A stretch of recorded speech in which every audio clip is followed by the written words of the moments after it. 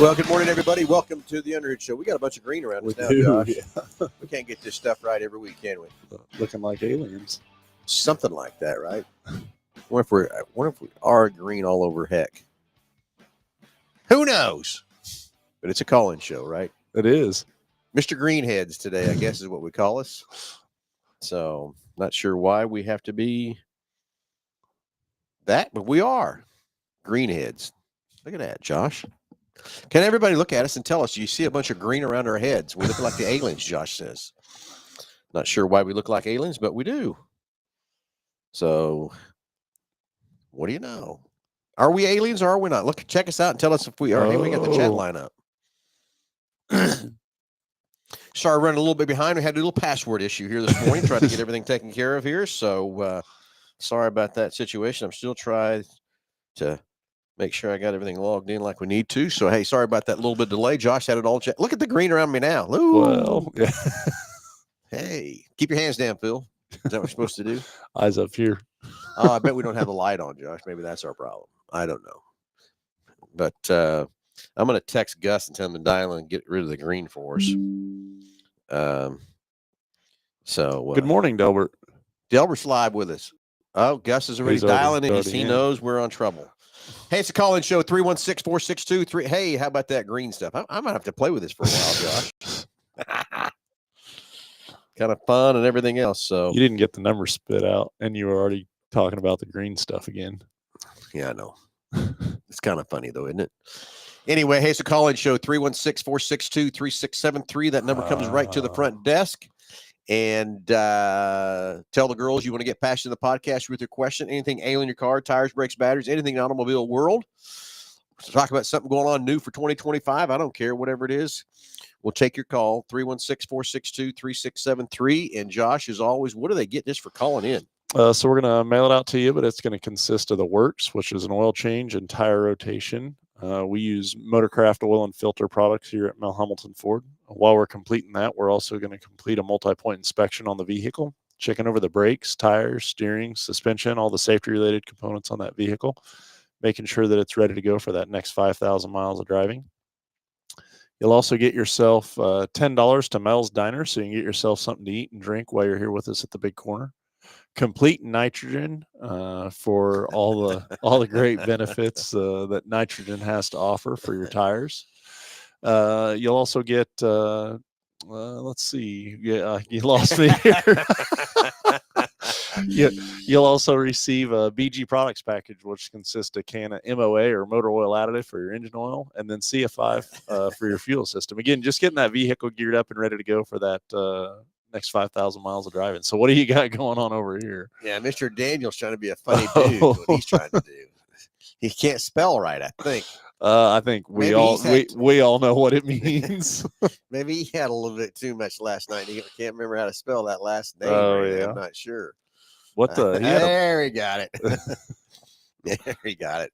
We missed you last week, Tim. It was your birthday. We had to celebrate doing something because we were ready to roast you up on the show last week, but you didn't dial in last week. So he must either that or he was still sleeping. One of the two. Could have been.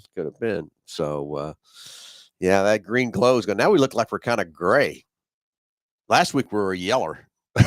This week we're gray. We were green. I kind of liked the green though, didn't you, Josh? It was different. How about that? It was different. Yeah, exactly. So, hey, anyway, 316-462. Let's get 3673. Let's get the phone calls ringing. Love to hear from you. Anything you want to talk about in this automobile world? It's 2025. I can't believe it. Here we go. Josh Ross saying we're going to be set to say 2025 is dead. Just watch it, you know. I don't know. 24 sure was a blur. We'll definitely agree with that for sure. Yeah. So, anyway, some exciting stuff. Tulsa shootout's going right now. Down there in Tulsa. Yeah. A couple weeks then will be the Chili Bowl. Mm-hmm. And we will have a booth down there for Salt City Racing and also Dodge City Raceway. We're going to share up a couple booths. Oh, okay.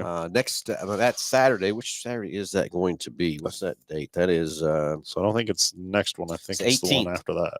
Yeah, 18th. So we got a couple weeks to go. But on the 18th, we're going to be down there for a little bit longer than usual on the show. We are setting up driver interviews, and we're going to try to do the same kind of thing we did at Indy with the Hoosier Heroes. and we're working on a list. I'd love to tell you some names we're looking at, but I don't want to spit a name out in case we don't get them. Yeah. But we're ready working with several people to be on the air to interview. So on the 18th, be ready for that, for all the driver interviews. We're going to probably stay down there and stay live through 1 o'clock. Or maybe go on and off like I did with the Hoosier stuff, depending on the drivers, when they can get there, when they're going to race, and that kind of thing too. Also might depend on who's how the weeks went. Yeah. Some of the drivers we interview might be already done, gone, and out of there, and see you later. Have a nice time. But we'll see how that goes. So stay tuned for exciting on the 18th. Coming live to you again as always from Chile. God, how many years have we done that? It seems like it's definitely been a few for sure, but out of all the racing, all over, that by far I feel is the most action-packed place to watch any type of racing, or just the amount of stuff going on down there is impressive for sure. Yeah, so it'll be fun. We're gonna have a booth down there, just highlighting Salt City Racing. We'll have our schedules and stuff, and also Dodge City Raceway Park, and of course Kyler will have all his schedules of all his different series for the late models and all that stuff too. From that part. So should be a fun time. So make sure you stay tuned. Mark your calendars for the 18th. We'll be down there having some fun as always. So race open house coming up February the 15th. I think, on that too. So everybody get ready for that. It'll be fun and exciting too. It's always a big packed house for us. So if you want to miss that, we got a couple neat cars coming. I do have confirmed we are going to have an ARCA car, which is a class below the NASCAR trucks. Oh, very good. We're going to have an ARCA car on display here on the race open house. That's just one of the little teasers of many of the other people we do have coming to display their cars and stuff. But we got a lot of our suppliers coming to be on display and that kind of things too. So make sure you mark your calendars for February 15th for race open house too. The other thing we got coming up February 1st is this is only open to track promoters and track tech officials of any IMCA track. We're going to have a class in our warehouse. We're going to bring in every IMCA model car, and Dave Brin, the head tech guy, is going to be here, and we're inviting all the track promoters and all the tech people. This is not for drivers. This is going to be Dave Brin is going to go through and help us tech and get better at teching cars after they come through after the checkered flags. Of course, kind of the big excitement is the A-Mod's got a new motor that they can run in 2025. No, Team 3J is not going to run that new motor. We're going to stick with the crate because that's what we got. Yeah.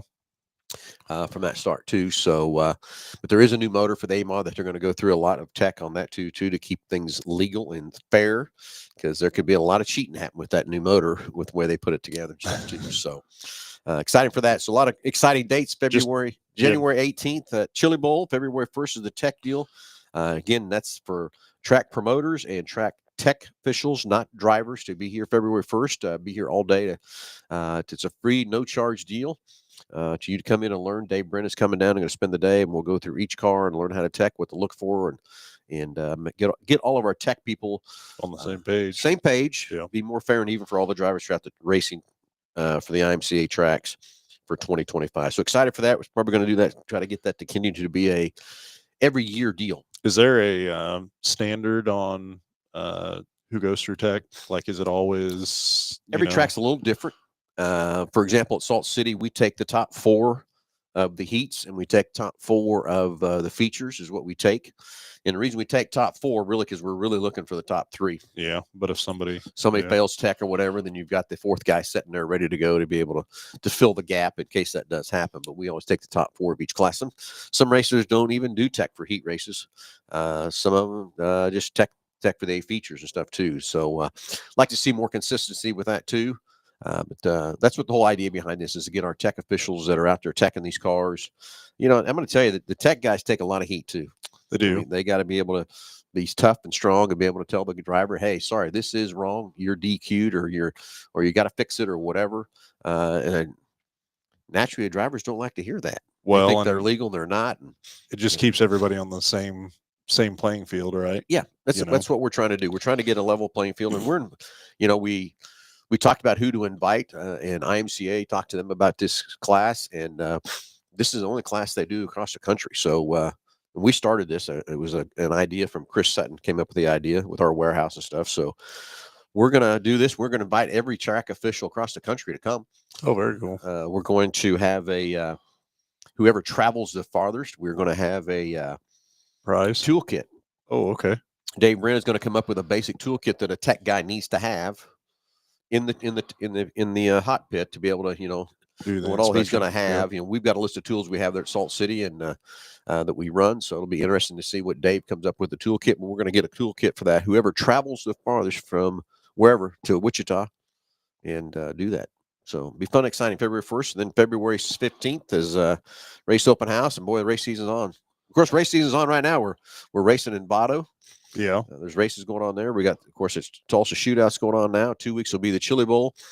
So race season's ready. In force, I couldn't say we used to not have this. Here we go. Not so much an off season anymore, right? Yeah, not much. But yeah, we're going to fly down to Vado next week. Josh, you're going to fly us down there so we can be down with Chase Younghands and watch his late model go and be in the pits with him and stuff too. So that'll be fun and exciting too. So a lot of exciting stuff going from that part. So anyway, enough on that. What about Rex Trigger? Happy New Year, buddy.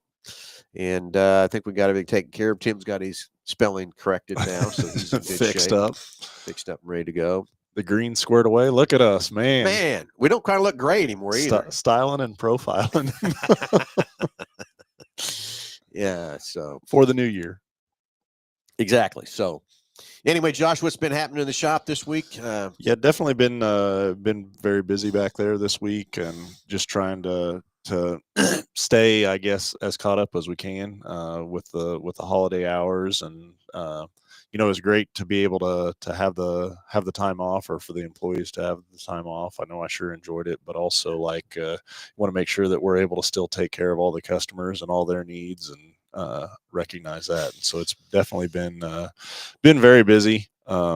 This seems like it's been 2 weeks of 8 Mondays, I think. But, I know. It does, doesn't it? Between I'm sure the year-end business over on the sales side, and people trying to get things lined out for the year end. And that's something that I was asking you earlier. I was like, man, I just don't understand how you get to the last week and realize, oh my God, I got to do with their this, accountants and got things figured out. But yes, the 31st was a fun day here at the store. We did have a lot of businesses coming in at the last minute and buying stuff too like that. We had a great day on the 31st and a lot of fun.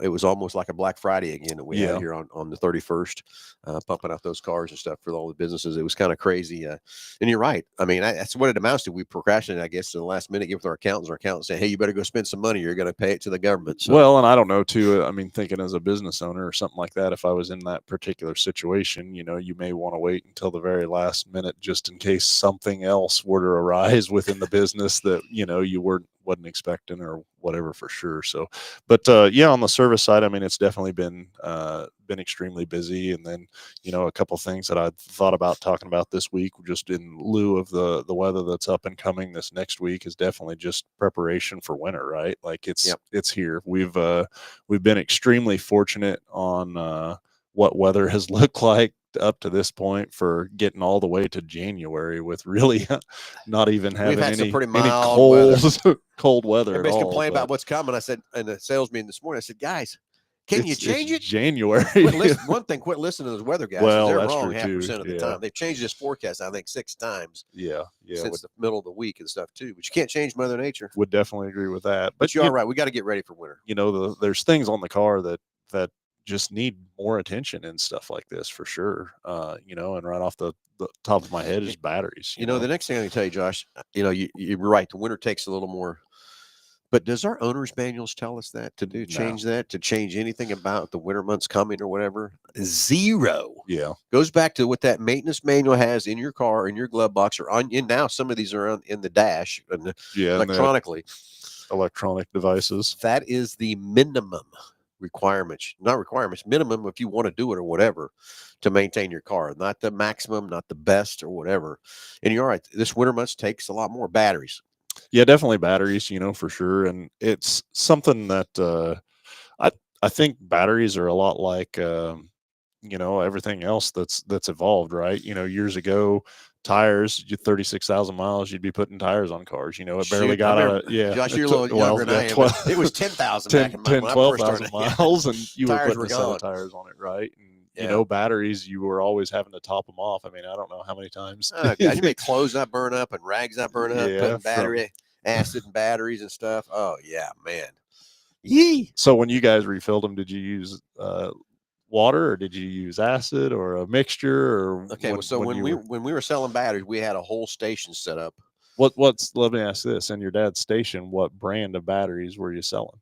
God, I don't even remember. Really? So Champion was really big, kind of Yeah. back way I'm back. thinking, for a he was an little- and Amco then- dealer, so I think Atlas did have their own battery. Yeah, Of course, remember batteries back then, it was only like 2 or 3 people made them. They just put different yeah. stickers They just on put what they different did. labels on I it. do think Amco had an Atlas battery. You had the Atlas tires. Mhm. Yeah. God, I can't remember now. How about tires? What kind of tires? Oh, Atlas, baby. Yeah, Atlas, all the way baby. around. All the way around. We had a warehouse of them and everything. How many tires Yeah. we sold and stuff. Yeah, we had a station for the batteries, because the batteries would come empty. Oh yeah, so And you had filled boxes them. of Yeah. acid. And, fill them up, and then you'd have to charge them. Yeah. To get the initial charge in them and stuff like that too. But then when we would come to on the full side service station side, we would we'd have those special jugs. You wouldn't do it. You wouldn't check the battery. Getting fuel? Oh Yeah. yeah. Oh Really? yeah. Oh yeah. Yeah. So my process that I had, just like everything else, I'd stuff to get the fuel going. And then the next thing I would do is pop the hood and I would check the oil, the radiator, and the battery. Do air filter or no? No. Okay. No. Those 3 things, and we had a black jug of the water for the battery, because you just put the nozzle on, push down on it, and it would just fill it to the right level. Yeah. And stop, and had that. And then slam the hood down, and then I'd wash the front and back windshields, front and back glass, and then I'd check all 4 tires. And by that time, the pump's usually about done or not, and I'd top it off and go to the window. What do you need? Hand me the credit card, or hand me a check, and off I'd go. Yeah. 20 gallons about, right? Yeah. Now, how many people were paying by credit card? Well, see, Amco had a credit card. Oh, okay. Yeah. Yeah. They had their credit card stuff. I would say So like it's a probably, Sears kind of. yeah, I think it's probably a 50-50 kind of a deal. Really? Yeah. So then when the guy would come to get gas, fill our tanks up with gas, we would turn in those credit card receipts to pay for that tank of gas that was coming in. So he would take while the tanks were filling outside with the big truck, he was inside adding up those receipts. And then he'd turn around and say, okay, here's so much money. I wish I could remember all those dollars. Yeah. But here's how much the tank of fuel costs. You got this much credit card receipts. Here's your check. Give me a check. And, I had to write that check right then. Right there for the fuel that he was delivering. That's awesome. Yeah. But anyway, we had that battery station set up back there. And I can't tell you how many red rags and how many clothes and stuff I burned up and wrinkled up to. The other thing I saw a deal on God damn it, YouTube the other day, and it was a guy trying to show how to clean up battery cables. And I want to say, dude, I was doing that. I was 8 years old. You take water and baking soda, mix it together, and spread it on the cables and stuff, and just eat that stuff all off. And they're showing that on YouTube like he's something new. And shoot, dude, you're 50 years old on that deal. So there was there was a comedian, and whenever he did this skit, I always thought of you for whatever reason. But he he says, my apparel selection has a little bit desired. He said they're just all NASCAR shirts, and he says so when I'm going to church or going out, I just put on a newer, nicer NASCAR shirt or something like that, and I can just envision that in that shop of filling those. I got my Sunday NASCAR shirt, got acid on it, and ate a hole in it. So I can understand that completely. Yeah. So, hey, Rex has got another good idea. Okay, we're talking about batteries. Let's go real quick on batteries. We've got to that, and then we'll get to Rex's comment too. But now you're at AMG or all glass mat batteries, and the price of a battery anymore, you can get $350 easy on a battery, but also they last so much longer, right? Oh yeah, the battery was about an 2-year deal. Yeah, back then. Yeah, it's about how longer they last and stuff, and then how you test them. Oh my God, we had no idea how much harm we were doing to those batteries, but that's the only way we knew how to test them. We put this machine onto it and put this load on it, make a big carbon pile. You turn I remember the first one we had, we turned the knob and the needles would go up, and you watch it go up. Also, it'd fall off. Oh yeah, that battery's bad. Let's put a new battery in it. But now the technology we have, it doesn't hurt the batteries. The Midtronic testers we have, we can just hook them right on the cables and gives us the reading of the cold cranking amps of that battery. And what I love about that is if you've got, say, a 700 cold cranking amp battery and it says it's 500, I guess what I'm doing? I'm getting the thing out because it's fading. Yeah. Is it still starting the car? Is it still doing its job? Yeah, but well, you don't want to you don't want to have it in there until it doesn't start, right? Like that's too late. Yeah, for sure. So that's what I love about the testers we have today is being able to find out exactly when the battery's starting to fail, starting to deteriorate. We don't wait till the car doesn't start and try to figure out. Back not my day when a car didn't start, we had to figure out, was it the battery, was it the starter, was it the alternator, or what it was. Today it's so much more preventative maintenance, so we can check on these batteries from that part. We just got a call coming in, right? Yeah, we'll get them patched through. We'll get him in here, and then we'll get him patched through. But then we're gonna go. I want to go into Rex's comment about keeping the gas tank full and talk about that a little bit too, because that's really, really crucial today in these cold temperatures. What the condensation does in a fuel tank.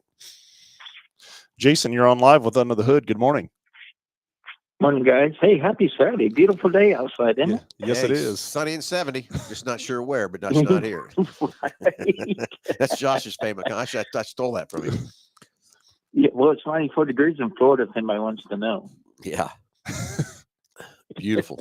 Hey, reason for my call is I got a question.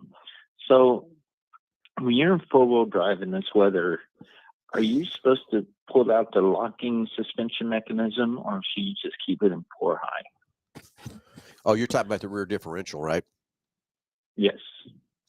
So a couple of things with that is, running an auto 4-wheel drive is all right, but to lock the differential in it, so the differential will only lock under 20 mile an hour anyways. And on the Fords. Well, yeah, on the Ford vehicles, and so I would not pull that lever out unless you were just absolutely needed traction, or we're slipping on one side for sure. But the vehicle will again kick that on and off under that 20 mile an hour speed limit anyways.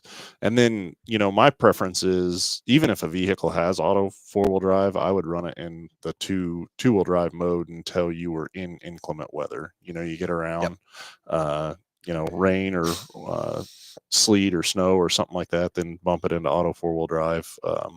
It's just, in my mind, I'm thinking, okay, you have less opportunity if a component failed for that thing to actually be in 4-wheel drive when it shouldn't be, I guess. I don't know. Well, and kind of a little bit more in depth about how 4-wheel drive system works with the transfer case is the ratio to the front wheels is a little bit more than the rear. So basically it helps you steer the car. So if you're on a solid surfaces, you're putting things in a bind to try to make all 4 wheels work. When you're on a slick surface, it doesn't matter because it's sliding and it's turning and it's slipping a little bit from that part. So that's why you don't run them around in 4-wheel drive from that part. But now the auto, what it's supposed to do is kick in and out as it needs it. But I'm with Josh. Until you need it, don't put it there from that part.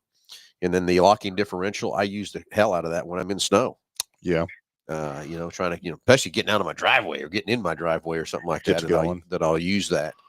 Or if there's snowing around, 2 or 3 inches of snow on the ground, I will pull that lever out and run it. But only when I've got to, then I know that I'm going to need some traction.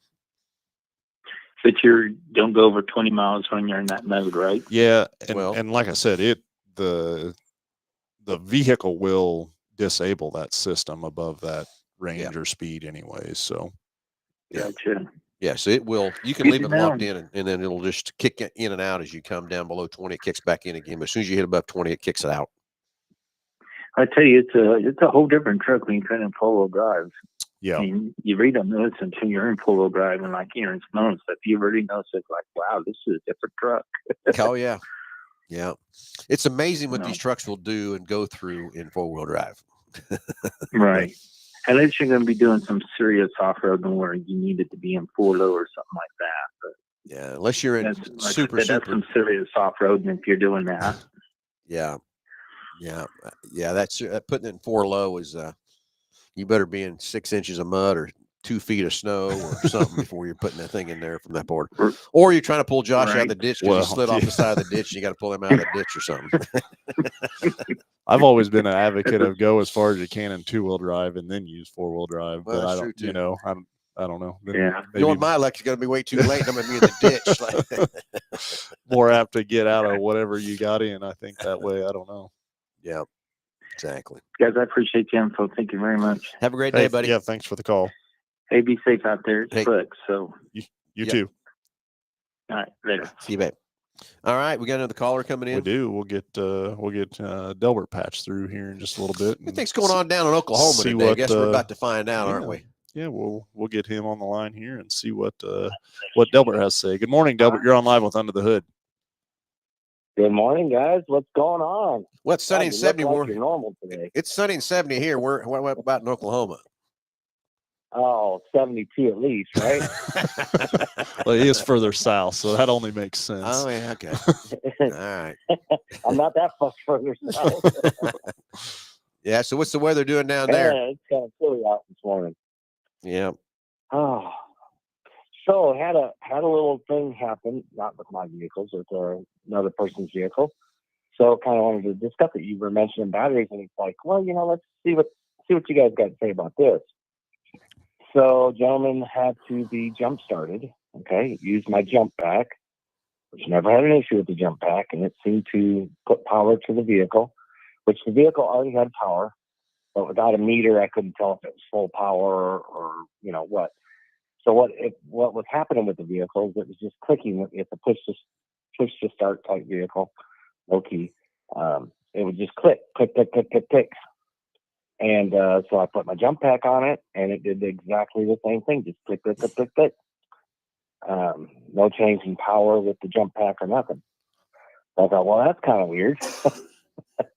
And so the gentleman took it. It's a 21 Kia. I don't remember the name of the vehicle. It's not a normal one. That's why I can't remember it. But for under 40,000 miles. And, 21 being about, 3 years old or so, 4 years old almost. They told him he needed a new battery. And that seemed to fix it. I never had one. It was an AGM battery, so maybe that's the difference from a standard battery. But maybe you can talk about the batteries a little bit more, and if you're having some issues, what you can and can't do to possibly get that vehicle started to get where you're going. Yeah, I think, we run into it around here that a battery would just happen to be so dead or it be so cold out or, the cranking amps are the need on it is so great that you just like a jump pack is not enough. For sure. I can think of situations where you put a set of jumper cables on something and it doesn't, it won't allow it to fire up. A lot of things come into play in that connection, quality of cables, quality of jump pack, stuff like that. But I tell you, with the number of modules that are on these vehicles right now and the electrical, the sensitivity of the electrical system, and it's having stable voltage is so crucial. I mean, we even on programming vehicles now, they have special maintainers that you plug into a battery that gives you a very, very stable supply of voltage. So you can't just hook a battery charger to these things and go through and program it, because you'll basically have the potential of damaging modules because of the unfiltered voltage that chargers put out. And it's absolutely crazy the amount of conditions or concerns or problems that I've seen rise from just voltage, whether it's a corrosion issue at a connection or the voltage in the battery itself. I've seen a lot of weird stuff happen on electrical, based on voltage. Well, and the next thing is these chargers we have too. I get so frustrated with them. I don't want to hook one up, turn it on, and get it going like I'm used to. But yeah, that's not how these chargers work that we have back there. They're pretty sophisticated chargers to charge these things correctly, so they don't damage those modules. And I hope all the independent shops have the right chargers too, because they can fry some stuff pretty quick. Well, and so we have this machine is, I don't know, it's crazy. It looks like a I'm not a big Star Wars fan, but Oh, yeah, that so R2D2 yeah. guy. So Whatever. Yeah, that's if what it does I look say like. this wrong, I'm sorry, but it looks like R2D2 running Yeah. around or whatever. And He does. I mean, it was a I don't know, probably $6,000-7,000 machine. And all it does is when you put a battery array in a hybrid vehicle, so there's different cells in that thing, and when you put it in there, you have to match whatever the charge level is on all, so they have to be even across the board. Yep. Basically. And this thing, I mean, you hook it up to all the different connectors or throughout the deal, and it goes through and it levels out the arrays in each cell. So you get to a neutral position before you can reassemble it after you put this thing together. And I mean, there's times I've seen it take 8 hours to do that before on something. And I'm thinking it's a battery, charge it. You know what I'm saying? Like, I don't understand the science that goes into it, but I know that if you don't do it, You're in trouble. You're dead in the water, you know? And so, yeah, the voltage on stuff and just the consistency through the batteries and things like that has just gotten more and more crucial. And I think it's only going to get worse, you know, from that side for sure. Yep. Agree with you 100%. Going to get worse. So, Well, another guy suggested, disconnecting the negative power from the battery and hooking up your jump pack that way, and it should start to bypass the battery completely. He was thinking maybe there was a completely dead cell and it wouldn't let it transfer through properly. And again, that's talking about the power distribution, the amount of power you're putting through, that kind of thing. So it made sense, but I don't know if that's something you guys tried. Yeah, and you bring up a good point too. And anytime I'm jump starting a vehicle or be a part of a vehicle, I always take the positive side of the cables first and then put the negatives on last. That's just something that I've always done. For sure. But as far as like a short or a dead cell on a battery, I've seen that before. I've seen it in an alternator. I've seen it in a starter. In this guy's particular case, if all they did was put the battery in, I would assume that, it just had probably a bad cell in the battery for sure. yeah, it had to be. Yeah, I didn't get the results, so I'll have to ask him Monday what he found out. He's a new employee with us, so we had to go take care of him Friday. Yeah. Okay. Well, fantastic, buddy. What else is new down in Oklahoma? Anything? You had it. That little button I was talking about, it's working. All right, good. Human error, I'll say. You just spilled some pop down in everything, did you, Delbert? No, it was actually the one on the turn signal switch. I forgot about that one. Oh, human error. Gotcha. Yeah. I was pushing the one on the steering wheel, not the one on the switch. Like, why isn't this turning off? Oh my gosh. Gotta laugh at myself on that one. So well, we can. It happens. Yeah. These new cars with all the little push buttons and everything, they're all over the place. So yep. Yeah, other than that, everything's going great so far. And bad start to the new year for some people in New Orleans, but a lot of people did not put out there that hey, Ford Lightning electric truck is about 1,500 pounds minimum heavier than a standard Ford F-150. So yeah, I thought that would be something that would be notable, but not trying to bring up the bad stuff today. But anyway, that's all right.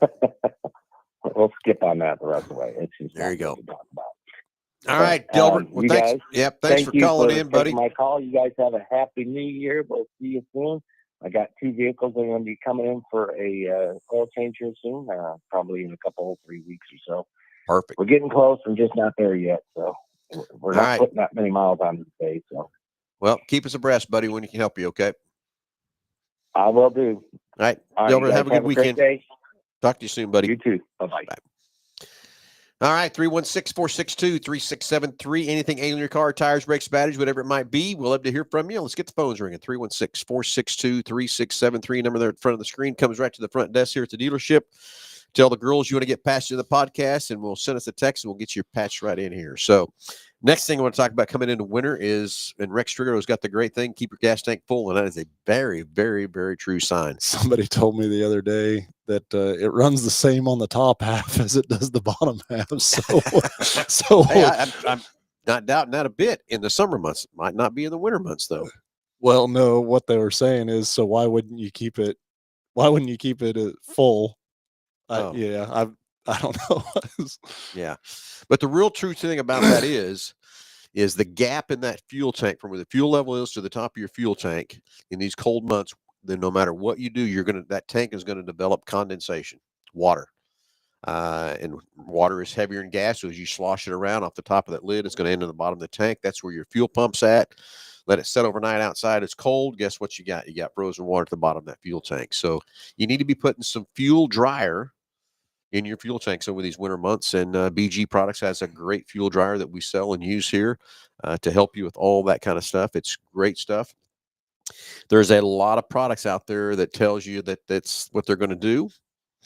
But there's one main ingredient that you have to have in that stuff in the back of that. When you look at the ingredients in the back of that, and it's called isopropyl alcohol. If you don't have some of that in there, that stuff's not going to work. And there's a lot of products out there that we've tested. And I remember doing these tests with a yellow bottle, pouring it in there, shaking it up, and it turns it to milk. I mean, you can go to a parts house and there's a whole wall of stuff out there, Yeah. and you can pay anywhere from a couple bucks to, $10, $15 for one. So and I'm going to tell you, you're going to get what you pay for. Yes, there you go. So that's exactly what I was going to say. You get what you pay for. But the other thing about your fuel tanks keeping them full is that keeps that fuel pump in the fuel, and it's an electric motor, and they're buzzing. And now we're putting out, godly, how much pressure we putting out now, Josh? I've kind of lost track of 40, 50 pounds of pressure. there's high pressure pumps, and then there's low pressure pumps. But the low pressure pumps that are in the tank, they're typically around 50, 60 psi of fuel pressure for sure.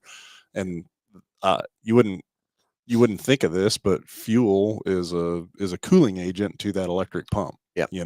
And to think of fuel being around something hot and keeping it cool, it makes sense, doesn't it? It doesn't make a whole lot of sense, but that is factual. That is fact that it does keep that thing cool from that part. And of course, the more fuel you keep in the tank, the less opportunity of less condensation developing in that tank. Well, on the cooler you keep that pump, the longer it's going to last, and especially in the summer months too. You got to think about that too in the summer months. So running these tanks low down to we got 0 miles to empty, not good. But and I can always remember too, you may have one of those people that always run on the bottom half of that tank, and then maybe it doesn't start running right, or it dies, and they go it might be out of gas, so then they go fill it full of gas, and then the pump's out of it, and you got to pull the tank out. Yeah, you got a full tank of fuel. Yeah, way to go. With a full tank of fuel. So that's kind of like that one Seinfeld show when Kramer's got that guy in the car, and he's trying to test drive a car, and it's got 0 miles. They're going to see how far they can go. Have you seen that one? See how they're far driving down the highway, see how far it goes. And they're cheering and hollering every mile marker and everything. And it finally does run out. I've been in that car. Yeah, 0 doesn't always mean 0. However, sometimes 0 does mean 0. Sometimes, for sure. I don't like to try that 0 out though. I mean, you ever run out of gas? One time. Just once I've run out of gas, and that's way back. It was my Chevelle, and it was the very first time that I redone my motor. Okay, and back then you had all these. Everybody told you how to break in a motor, all that kind of stuff, and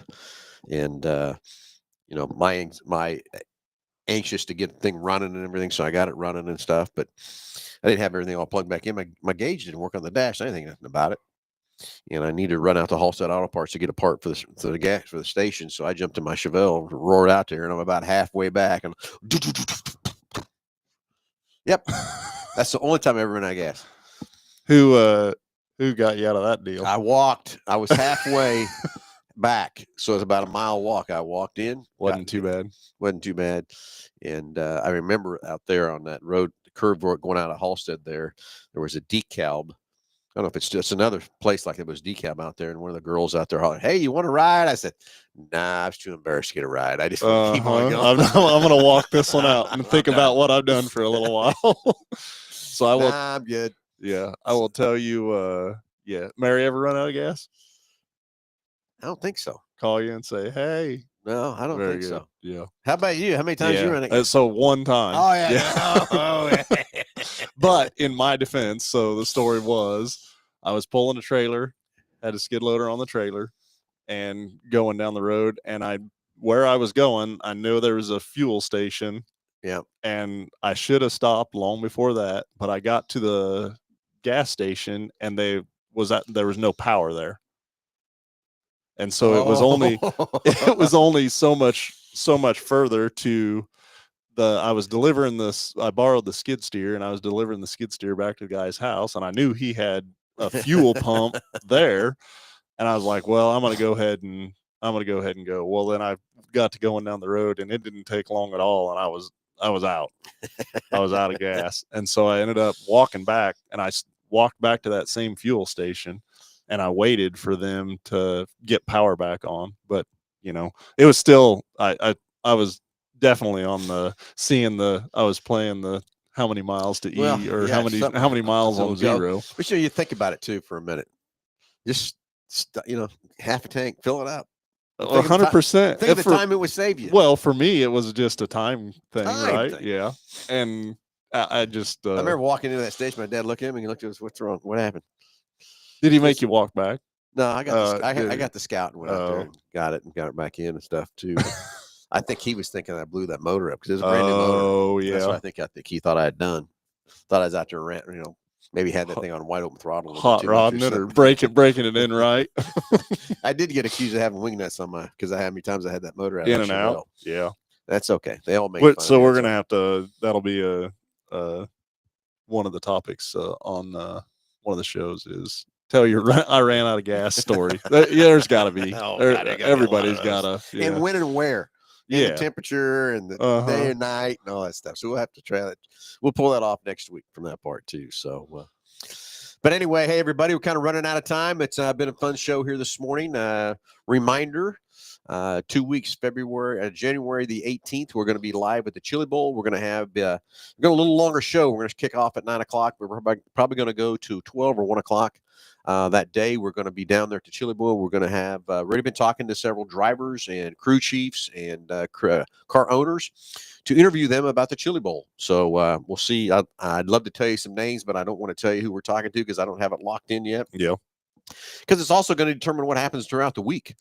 Some of these guys might have to load up their stuff and in the trailer and have to wait to get out of there Saturday night. But we'll see what's going on down there at the Chili Bowl on the 18th. So it should be fun. We'll have a booth down there. Alan will be down there on Wednesday through Saturday, highlighting Salt City Racing of our schedules, and also Dodge City Raceway Park with all his schedules and stuff from Kyler. So the 18th we'll be down there for a little longer show to try to talk about some racers and drivers and get their opinions of the Chili Bowl and all that kind of exciting stuff. So it should be fun. February 1st is going to be our tech class that we're going to have here in the warehouse for race promoters and tech officials only, no drivers. And then, of course, February 15th is our race open house. And I say that kicks off race season, but really it's not. It's race season is going right now. I mean, we're racing the Chili Bowl. The Vado practice last night. Racing starts tonight down in Vado. So a lot of people from around here in this area is up there. And I tell you, I can't believe it how many late model tires we sold for people going to Vado. Head that way. Yeah. Crazy good sales we had on late model tires headed to Vado from that part. So everybody, let's hope the weatherman is wrong with this weather rolling through here. We do need the moisture. I get that. So let's have some rain, no sleet, no ice. But I'd love snow would be okay. Yeah. From that part. But everybody stay warm, stay safe. Hopefully the ice stays away. And we'll tune in next Saturday at 9:00 and see what kind of fun we're going to have. Maybe by next Saturday we can announce who some of the drivers we're going to have locked in that would be interviewing us with us down at the Chili Bowl on the 18th. Should be fun. So everybody have a great weekend, warm, happy New Year, everybody. And we'll talk to you next Saturday at 9:00.